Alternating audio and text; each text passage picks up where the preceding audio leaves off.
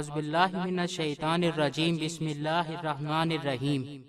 السلام علیکم فرینڈز، مولانا سید سلیمان ندوی رحمۃ اللہ علیہ اردو ادب کے نامور سیرت نگار، عالم، مورخ اور چند قابل قدر کتابوں کے مصنف تھے، جن میں سیرت النبی صلی اللہ علیہ وآلہ وسلم کو نمایاں حیثیت حاصل ہے۔ مولانا سید سلیمان ندوی رحمۃ اللہ علیہ ضلع پٹنہ کے ایک قصبہ دیسنا میں 22 نومبر سن 1884 کو پیدا ہوئے۔ ان کے والد حکیم سید ابو الحسن ایک صوفی منش انسان تھے۔ تعلیم کا آغاز خلیفہ انور علی اور مولوی مقصود علی سے کیا۔ اپنے بڑے بھائی حکیم سید ابو حبیب سے بھی تعلیم حاصل کی۔ سن 1899 میں پھلواری شریف بہار چلے گئے، جہاں خانقاہ مجیبیہ کے مولانا محی الدین اور شاہ سلیمان پھلواری سے وابستہ ہو گئے۔ یہاں سے وہ دربھنگہ چلے گئے اور مدرسہ امدادیہ میں چند ماہ رہے۔ سن 1901 میں دارالعلوم ندوۃ العلماء لکھنؤ میں داخل ہوئے، جہاں 7 سال تک تعلیم حاصل کی۔ سن 1913 میں دکن کالج پونا میں معلم السنہ مشرقیہ مقرر ہوئے۔ سن 1940 میں علی گڑھ مسلم یونیورسٹی نے انہیں ڈاکٹریٹ کی اعزازی سند عطا کی۔ عالم اسلام کو جن علماء پر ناز ہے، ان میں سید سلیمان ندوی رحمۃ اللہ علیہ بھی شامل ہیں۔ ان کی علمی اور ادبی عظمت کا اندازہ اس بات سے لگایا جا سکتا ہے کہ جب ان کے استاد علامہ شبلی نعمانی رحمۃ اللہ علیہ سیرت النبی صلی اللہ علیہ وآلہ وسلم کی پہلی 2 جلدیں لکھ کر 18 نومبر سن 1914 کو انتقال کر گئے، تو باقی 4 جلدیں سید سلیمان ندوی رحمۃ اللہ علیہ نے مکمل کیں۔ اپنے شفیق استاد کی وصیت پر ہی دارالمصنفین اعظم گڑھ قائم کیا اور ایک ماہ نامہ معارف جاری کیا۔ علامہ سید سلیمان ندوی رحمۃ اللہ علیہ، جن کو دنیا سیرت النبی صلی اللہ علیہ وآلہ وسلم کے مؤلف کے نام سے جانتی ہے۔ آپ ایک بلند پایہ عالم دین، نامور سیرت نگار، بہترین مورخ، عظیم محقق اور بے مثال نقاد ہونے کے ساتھ ساتھ ایک صاحب طرز ادیب اور عظیم شاعر بھی تھے۔ دارالعلوم ندوۃ العلماء کے بانیوں اور علامہ شبلی نعمانی رحمۃ اللہ علیہ نے یہ خواب دیکھا تھا کہ ندوۃ العلماء سے ایسے عظیم علماء تیار ہو کر نکلیں، جو کہ نہ صرف علم و جدید اور قدیم کا سنگم ہوں، بلکہ وہ مغرب کے افکار اور خیال پر اس طرح اثر انداز ہوں کہ مغرب کی چکا چوند ماند پڑ جائے، اور مغرب کے بے بنیاد الزام اور دعووں کی کلی کھول کر رکھ دیں۔ اور یہ سب علامہ سید سلیمان ندوی نے اپنے علم کی بنیاد پر کر کے دکھایا۔ علامہ شبلی نے ایک بار کہا تھا کہ لوگ پوچھتے ہیں کہ ندوۃ العلماء نے کیا کام سر انجام دیا، تو میں نے کہا کہ سلیمان ندوی کو پیدا کیا اور یہی بہت ہے۔ اور واقعی اس میں کوئی شک نہیں کہ سلیمان ندوی رحمۃ اللہ علیہ ندوۃ العلماء کے ایک ایسے پھول ہیں جن کو تمام فرقے اور مسالک اپنا عالم دین بتانے اور تصور کرنے میں فخر محسوس کرتے ہیں۔ آپ رحمۃ اللہ علیہ برطانوی انڈیا کے صوبہ بہار کے گاؤں دیسنا میں سن 1884 میں پیدا ہوئے۔ جس گھرانے میں آپ نے آنکھ کھولی وہ ایک عظیم علمی گھرانہ تھا۔ آپ کے والد صاحب کا نام ابو الحسن تھا۔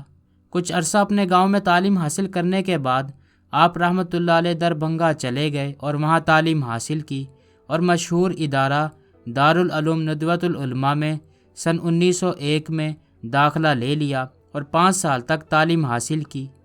آپ نے علامہ شبلی کی نگرانی میں اپنی شخصیت کو 4 چاند لگائے۔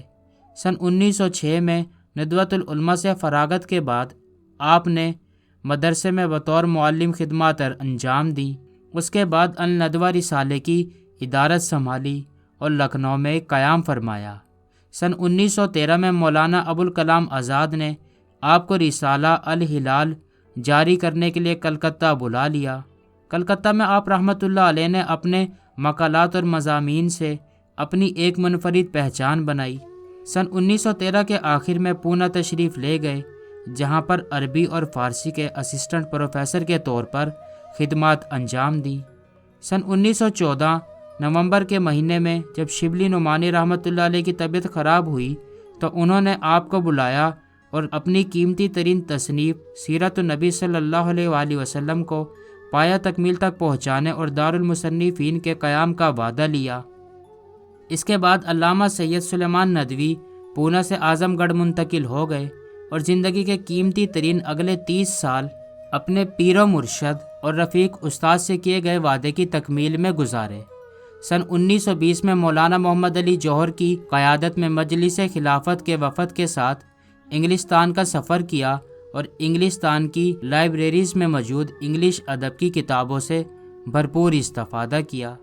سن 1924 میں سلطان عبدالعزیز آل سعود نے شریف حسین کو شکست دے کر جب حجاز پر فتح حاصل کی تو دونوں نے ہندوستان کی مجلس خلافت کی طرف توجہ کی، جس کے بعد سلیمان ندوی رحمۃ اللہ علیہ کی قیادت میں حجاز مقدس کی طرف ایک وفد بھیجا گیا، جہاں پر مولانا صاحب نے مصالحت کی بہت کوششیں کی پر آپ ناکام رہے۔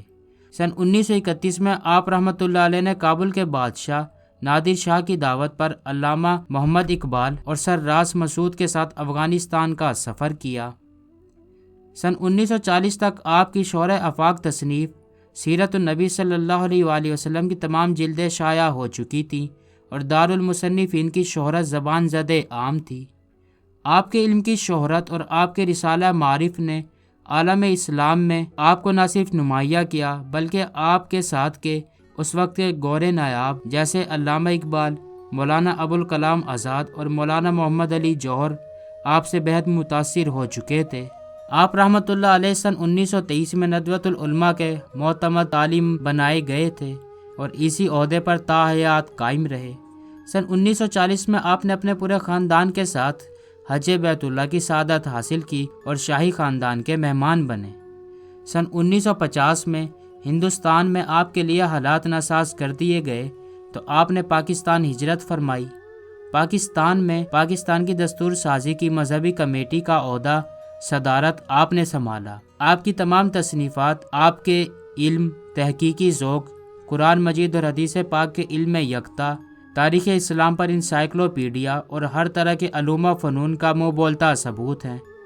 آپ رحمۃ اللہ علیہ کی کچھ اہم تصنیفات یہ ہیں: سیرت النبی صلی اللہ علیہ وآلہ وسلم، عرب و ہند کے تعلقات، حیات شبلی، رحمت عالم، نقوش سلیمان، حیات امام مالک، اہل سنت والجماعت، یاد رفتگاں، سیر افغانستان، مقالات سلیمان، خیام، دروس الادب، خطبات مدراس، عرض القرآن۔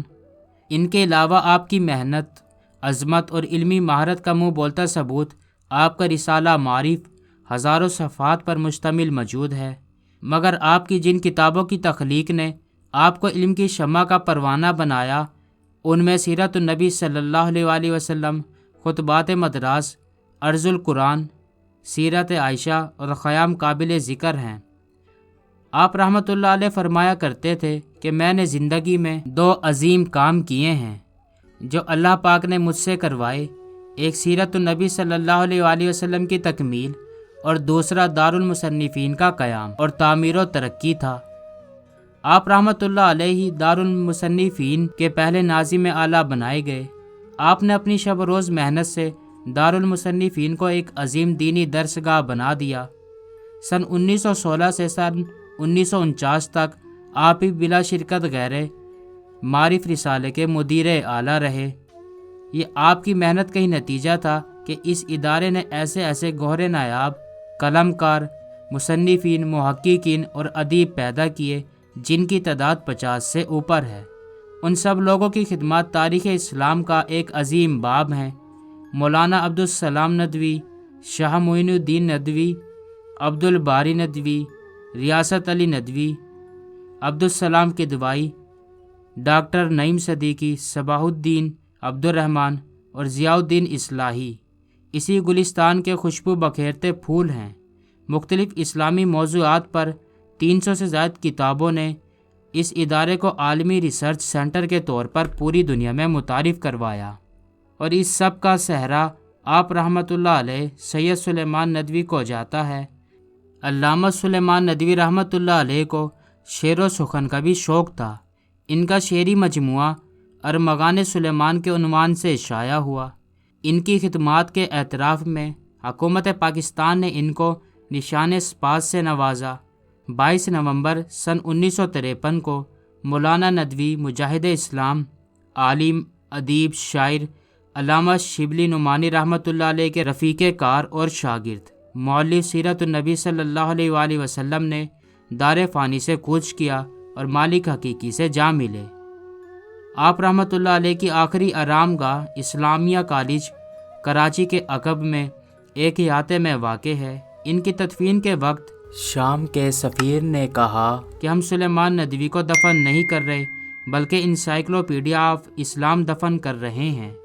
دعا ہے اللہ پاک آپ کو اپنے جوار رحمت میں جگہ دے، آپ کی قبر پر کروڑوں رحمتیں نازل فرمائے، آمین۔